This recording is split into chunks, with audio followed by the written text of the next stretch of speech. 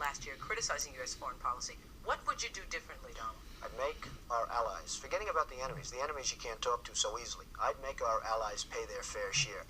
We're a debtor nation. Something's going to happen over the next number of years with this country, because you can't keep going on losing $200 billion, and yet we let Japan come in and dump everything right into our markets and everything.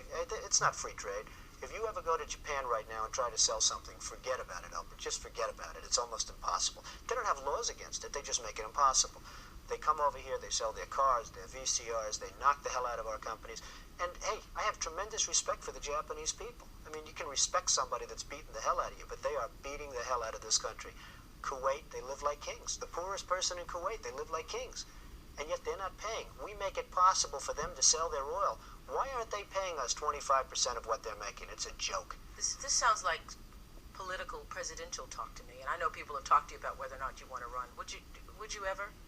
Probably not, but I do get tired of seeing the country ripped off. Why would you not? I just don't think I really have the inclination to do it. I love what I'm doing. I really like it. Also, it doesn't pay as well. No, it doesn't.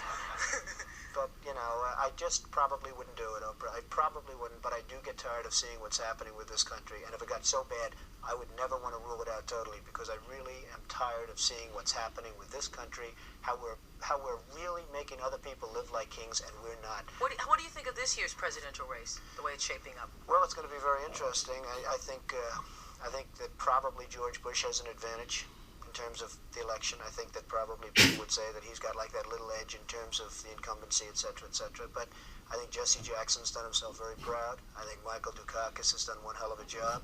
And George Bush has done a hell of a job. They all went in there sort of as semi-underdogs, including George Bush, and they've all come out.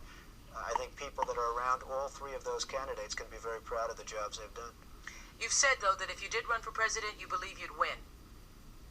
Well, I don't know. I think I'd win. I tell you what, I wouldn't go in to lose. I've never gone in to lose in my life. And if I did decide to do it, I think I'd be inclined. I would say that I would have a hell of a chance of winning, because I think people, I don't know how your audience feels, but I think people are tired of seeing the United States ripped off. And I can't promise you everything, but I can tell you one thing. This country would make one hell of a lot of money from those people that for 25 years have taken advantage. It wouldn't be the way